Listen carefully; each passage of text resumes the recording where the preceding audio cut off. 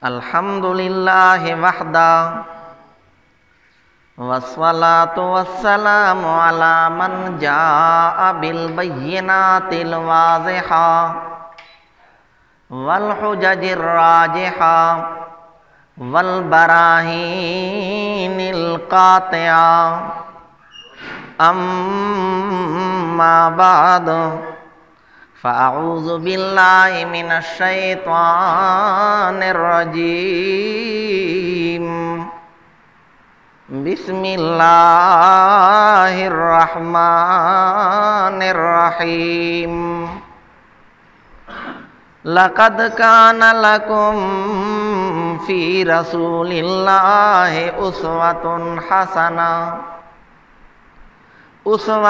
حسنۃ لمن کان یرجو اللہ والیوم الآخر وذکر اللہ کثیرا سبحان ربک رب العزۃ عما یصفون وسلام علی المرسلین والحمد للہ رب العالمین۔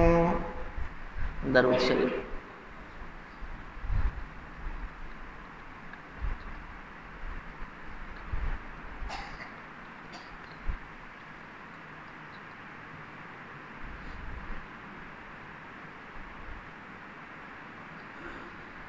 قرآن مجید فرقان حمید کی ایک سورت سورہ احزاب کی ایک آیت آپ حضرات کے سامنے تلاوت کی ہے۔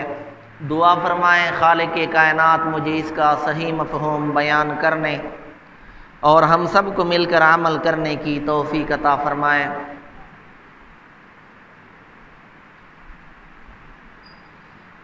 پچھلے جمعے بھی اسی آیت پہ بیان ہوا تھا، لقد کان لکم فی رسول اللہ اسوۃ حسنہ، کہ البتہ تحقیق ہے تمہارے لیے رسول اللہ صلی اللہ علیہ وسلم کی زندگی میں بہترین نمونہ، اس شخص کے لیے جو امید رکھتا ہے اللہ تعالیٰ کی اور آخرت کے دن کی، وذکر اللہ کثیرا، اور اللہ تعالیٰ کو کثرت سے یاد کرتا ہے۔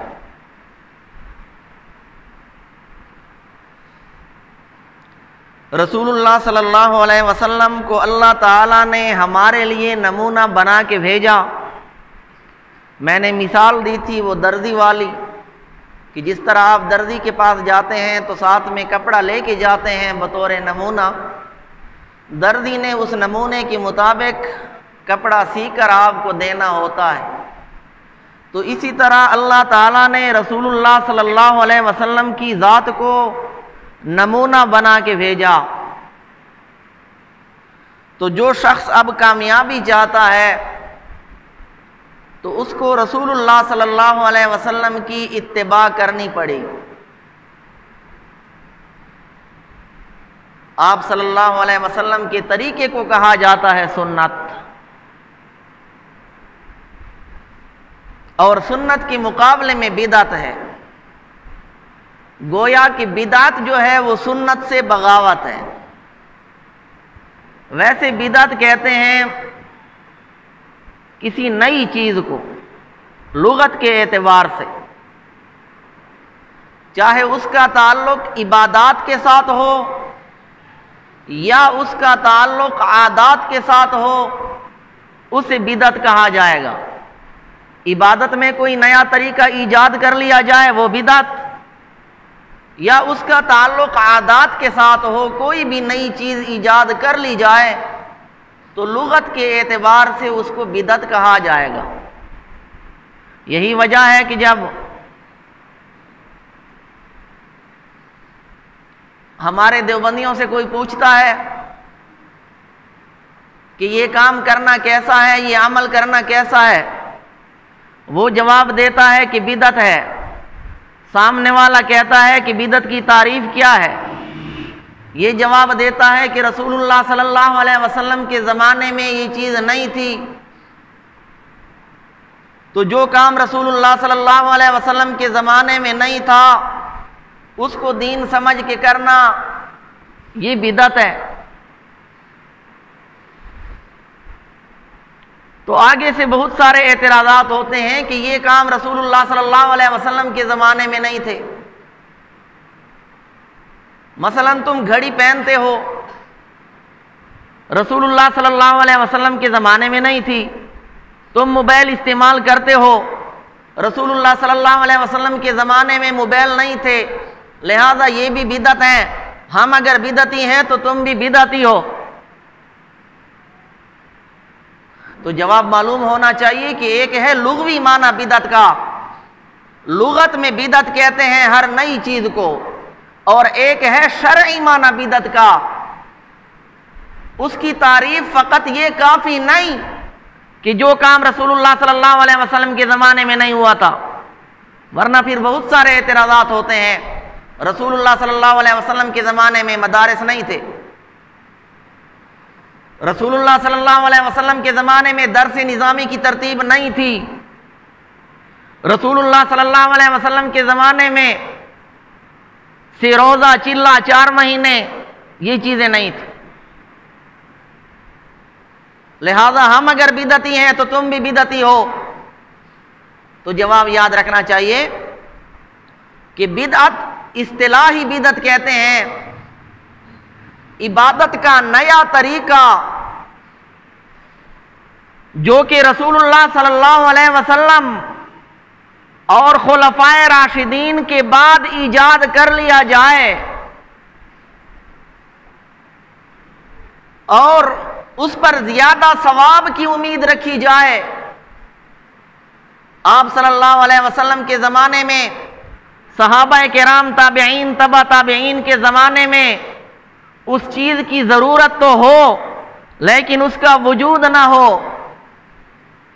نہ قولاً نہ فعلاً نہ صراحتاً نہ اشارتاً۔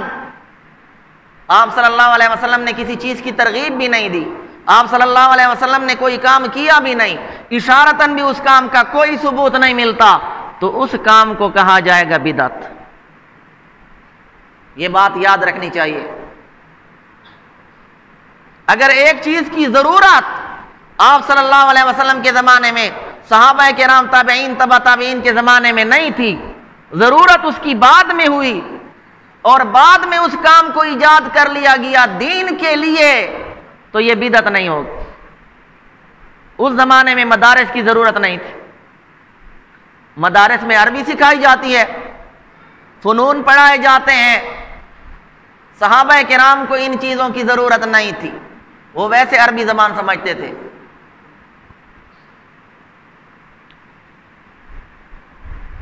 تو بدعت کو سمجھنا چاہیے کہ جو کام رسول اللہ صلی اللہ علیہ وسلم اور خلفائے راشدین کے زمانے میں اور تابعین، تبع تابعین کے زمانے میں جو کام نہیں تھا اور اس کی ضرورت تھی اور آپ صلی اللہ علیہ وسلم اور صحابہ کرام سے اس کا قولاً، فعلاً، اشارتاً، صراحتاً کوئی ثبوت نہیں ملتا، تو وہ بدعت۔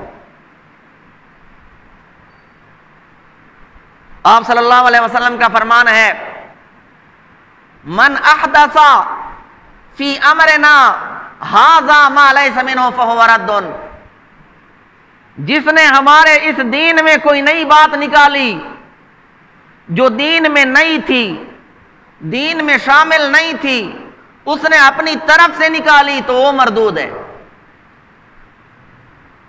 اس کی وہ نئی بات، وہ نیا طریقہ عبادت کا، وہ بھی مردود، اور وہ شخص بھی مردود ہے جس نے نیا طریقہ ایجاد کیا۔ تو بدعت جو ہوتی ہے وہ سنت کے مقابلے میں ہوتی ہے۔ آپ صلی اللہ علیہ وسلم کا فرمان ہے، من احب سنتی فقد احبنی، جس نے میری سنت کے ساتھ محبت کی تحقیق اس نے میرے ساتھ محبت کی، ومن احبنی کان معی فی الجنہ، اور جس نے میرے ساتھ محبت کی وہ میرے ساتھ جنت میں ہوگا۔ تو سنت پر عمل کرنے کی وجہ سے رسول اللہ صلی اللہ علیہ وسلم کی معیت، رسول اللہ صلی اللہ علیہ وسلم کی رفاقت نصیب ہوگی۔ اور بدعتی کے بارے میں آپ صلی اللہ علیہ وسلم نے فرمایا کہ فَهُوَ رَدٌّ وَمَرْدُودٌ ہے۔ تو بدعت جو ہوتی ہے وہ سنت کے مقابلے میں ہوتی ہے۔ سنت چاہے سادی سنت کیوں نہ ہو، اس پہ اگر عمل کیا جائے وہ عمل اللہ تعالیٰ کو قبول ہے، کیونکہ رسول اللہ صلی اللہ علیہ وسلم کی ذات کو اللہ تعالیٰ نے نمونہ بنا کے بھیجا۔ تو جس عمل پر رسول اللہ صلی اللہ علیہ وسلم کی مہر ہوگی وہی عمل اللہ تعالیٰ کے ہاں قبول ہوگا، اور جس عمل پر رسول اللہ صلی اللہ علیہ وسلم کی مہر نہیں، صحابہ کرام تابعین تبع تابعین کی مہر نہیں ہے، وہ عمل اللہ تعالیٰ کو قبول نہیں، اگرچہ بظاہر کتنا ہی خوشنما کیوں نہ ہو۔ اس کی مثال یوں سمجھو، ایک کرنسی عام ہے جو پاکستان میں چلتی ہے، 100 کا نوٹ ہے، 500 کا ہے۔ اب اس کی قیمت ہے، یہ اگر نیا ہو تب بھی قیمتی ہے، یہ اگر پرانا ہو تب بھی قیمتی ہے، بلکہ تھوڑا سا پھٹا ہوا ہو تب بھی چل جاتا ہے، قیمت ہے اس کی۔ آپ دکاندار کے پاس لے کے جاتے ہیں تو آپ کو وہ سودا دیتا ہے، اس کی قیمت ہے۔ لیکن کوئی شخص اگر کوئی نیا کاغذ لے لیتا ہے، جو کاغذ اس کاغذ سے قیمتی ہے، اس پہ وہ نقش و نگار زیادہ بنا دیتا ہے، اس پہ وہ پھول وغیرہ ڈال دیتا ہے، اب وہ کہتا ہے کہ میرا جو نوٹ ہے اس کا کاغذ اس سے قیمتی ہے اور اس پہ پھول وغیرہ بھی زیادہ بنے ہوئے ہیں، لہذا اس کی قیمت زیادہ ہونی چاہیے، تو ایسے نوٹ کی کوئی قیمت نہیں ہوتی۔ اس نوٹ کو کوئی قبول نہیں کرے گا، بلکہ ممکن ہے حکومت اسے گرفتار کرے، کیونکہ اس نوٹ پر حکومت کی مہر نہیں ہے۔ تو عمل وہ قبول ہوگا جس پہ رسول اللہ صلی اللہ علیہ وسلم کی مہر ہو، وہ سادہ سی سنت ہو، وہ اللہ تعالیٰ کے ہاں قبول ہے۔ اور اگر سنت کے مطابق عمل نہیں تو چاہے کتنے بھی نقش و نگار کے ساتھ ہو، وہ اللہ تعالیٰ کے ہاں قبول نہیں ہے۔ حضرت عبداللہ ابن مسعود رضی اللہ عنہ جو کہ افقہ الصحابہ تھے، تمام صحابہ میں جن کی فقاہت مسلم تھی، جن کے بارے میں رسول اللہ صلی اللہ علیہ وسلم نے فرمایا تھا کہ میں تمہارے لیے اس چیز سے راضی ہوں جس چیز پہ عبداللہ ابن مسعود راضی ہیں، اور اس چیز پہ ناراض ہوں جس پہ ابن مسعود ناراض۔ وہ گورنر تھے، کسی نے آ کے اطلاع دی، چونکہ اس وقت مسجدیں زیادہ تعمیر ہونے لگ گئی تھی، تو کسی نے آ کے اطلاع دی کہ حضرت فلاں مسجد میں لوگ جمع ہیں، یحللون ویکبرون جہرا، وہ بلند آواز سے لا الہ الا اللہ پڑھ رہے ہیں، وہ بلند آواز سے تکبیر اللہ اکبر پڑھ رہے ہیں، ویصلون علی النبی صلی اللہ علیہ وسلم، رسول اللہ صلی اللہ علیہ وسلم پہ درود بھیج رہے ہیں۔ تو آپ بتائیں، لا الہ الا اللہ پڑھنا، اللہ اکبر پڑھنا، رسول اللہ صلی اللہ علیہ وسلم پہ درود پڑھنا، یہ کوئی غلط کام ہے؟ یہ کوئی گناہ کے کام ہے؟ حضرت عبداللہ ابن مسعود رضی اللہ عنہ پوچھتے ہیں انتہائی تعجب کے ساتھ، اوقد فعلوا ذالک، کہ کیا انہوں نے ایسا کیا ہے؟ ورنہ عبداللہ ابن مسعود رضی اللہ عنہ یہ فرماتے ہیں نا کہ وہ کون سا گناہ کا کام کر رہے ہیں، اگر بلند آواز سے وہ لا الہ الا اللہ پڑھ رہے ہیں، درود شریف پڑھ رہے ہیں، اللہ اکبر پڑھ رہے ہیں، تو تمہیں کیا تکلیف ہے؟ لیکن وہ کیا فرما رہے ہیں، اب قد فعلوا ذالک، کیا انہوں نے تحقیق ایسا کیا ہے؟ تو اس نے عرض کیا کہ جی ہاں بالکل انہوں نے ایسا کیا ہے۔ تو حضرت عبداللہ ابن مسعود رضی اللہ عنہ تیزی سے تشریف لاتے ہیں، انتہائی تیز قدموں کے ساتھ چلا کرتے تھے، جو کہ رسول اللہ صلی اللہ علیہ وسلم کی سنت ہے۔ میں نے آپ صلی اللہ علیہ وسلم کی رفتار کے 3 طریقے بیان کیے تھے پچھلے سال ربیع الاول میں، کہ آپ صلی اللہ علیہ وسلم کی رفتار کس طرح ہوتی تھی۔ تو حضرت عبداللہ ابن مسعود رضی اللہ عنہ تیز قدموں کے ساتھ تشریف لے گئے، چہرہ نقاب میں چھپا رکھا تھا، وہاں جا کر چہرے سے نقاب ہٹایا اور فرمایا تمہیں کیا ہو گیا؟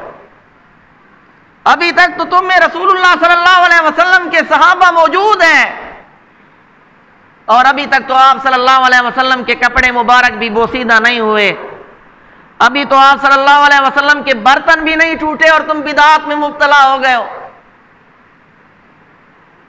تو معلوم ہوا کہ طریقہ عبادت اللہ تعالیٰ کو وہی قبول ہے جو رسول اللہ صلی اللہ علیہ وسلم کے طریقے کے مطابق۔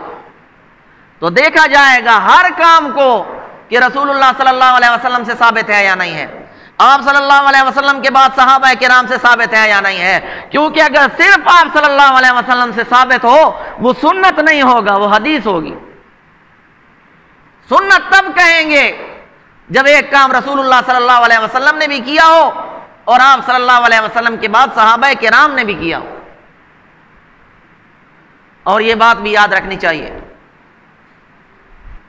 کہ آپ صلی اللہ علیہ وسلم نے فرمایا من احدث فی امرنا ھذا، جس نے ہمارے اس دین میں نئی بات نکالی، دین میں ایک ہے دین میں کوئی نیا طریقہ ایجاد کرنا اور ایک ہے دین کے لیے کرنا، ان میں فرق ہے۔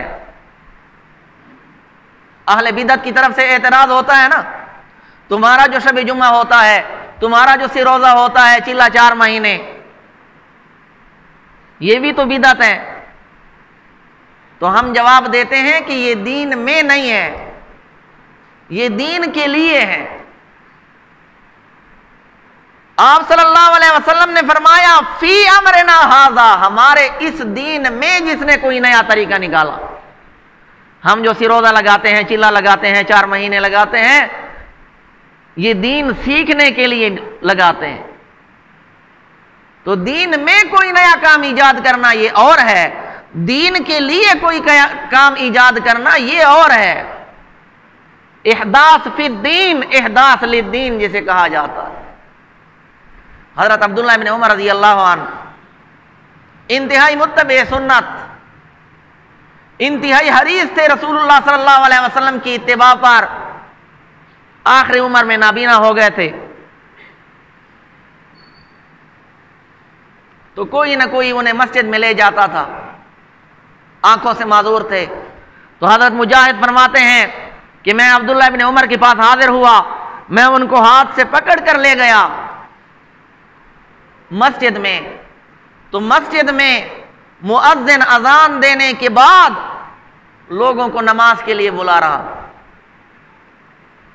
تو حضرت ابن عمر رضی اللہ عنہ فرمانے لگے کہ اخرج بنا فإن هذه بدعہ، کہ ہمیں یہاں سے نکال کر لے چلو، یہ کام جو ہے بدعت ہے۔ اذان کے بعد اذان جیسے الفاظ کے ساتھ لوگوں کو بلانا، فرمایا یہ بدعت ہے، جسے تصویب کہا جاتا ہے۔ ایک بلانا اور ہوتا ہے کہ مؤذن اذان دے چکا ہے، آپ مسجد جا رہے ہیں نماز کے لیے، تو راستے میں لوگوں کو بھی دعوت دیتے جاتے ہیں کہ آئیں مسجد میں نماز پڑھ لیتے ہیں، یہ اور ہے، اسے تصویب کہتے ہیں۔ اذان کے بعد اذان جیسے الفاظ میں لوگوں کو نماز کے لیے بلانا، فرمایا ہمیں یہاں سے نکال کر لے چلو، یہ بدعت ہے۔ اخرج بنا، ویسے شریعت نے اس بات کا بڑا خیال رکھا ہے کہ التباس نہ ہو۔ رسول اللہ صلی اللہ علیہ وسلم فرض نماز مسجد میں پڑھتے تھے، سنتیں اور نوافل گھر جا کر ادا کرتے تھے تاکہ التباس نہ ہو۔ کوئی اگر مسجد میں نماز پڑھ لیتا ہے، اس کے بعد ذکر اذکار وغیرہ میں مشغول ہو جاتا ہے، علماء لکھتے ہیں کہ وہ پھر قبلہ رخ ہو کر نہ بیٹھے تاکہ التباس نہ ہو، کوئی یہ نہ سمجھے کہ یہ نماز میں ہے، بلکہ اس کو چاہیے کہ ذرا سائڈ تبدیل کر لے۔ تو شریعت اس حد تک تاکید کرتی ہے۔ تو بہرحال قرآن نے فرمایا لقد کان لکم فی رسول اللہ اسوۃ حسنہ، البتہ تحقیق ہے تمہارے لیے رسول اللہ صلی اللہ علیہ وسلم کی زندگی میں بہترین نمونہ۔ لیکن اس شخص کے لیے جو اللہ تعالیٰ کی ذات پہ یقین رکھتا ہو، اس شخص کے لیے جو یوم آخرت پہ یقین رکھتا ہو، اس کے لیے رسول اللہ صلی اللہ علیہ وسلم کی زندگی میں بہترین نمونہ۔ آپ صلی اللہ علیہ وسلم نے فرمایا علیکم بسنتی وسنت الخلفاء الراشدین المہدیین، کہ تم پہ میرا طریقہ، میری سنت لازم ہے، اور خلفاء راشدین مہدیین کی سنت لازم ہے۔ میرے طریقے کو پکڑو اور ان کے طریقے کو پکڑو۔ لہذا اگر ایک کام صحابہ نے کیا ہے آپ صلی اللہ علیہ وسلم کے بعد، خلفاء راشدین میں سے اگر کسی نے کیا ہے تو اس کو بھی بدعت نہیں کہیں گے، کیونکہ آپ نے خود فرمایا بسنتی، میرا طریقہ پکڑو، وسنت الخلفاء الراشدین، اور خلفاء راشدین کے طریقے کو لازم پکڑو۔ اسی طرح صحابہ کے بارے میں آپ نے فرمایا اصحابی کالنجوم، میرے صحابہ ستاروں کی مانند ہیں، بِأَيِّهِمْ اقْتَدَيْتُمْ اهْتَدَيْتُمْ، ان میں سے جس کی بھی اتباع کرو گے تم ہدایت پا جاؤ گے۔ ٹائم ختم ہو چکا ہے۔ خالق کائنات سے دعا ہے جو کچھ کہا سنا اس پہ عمل کرنے کی توفیق عطا فرمائے۔ وما علینا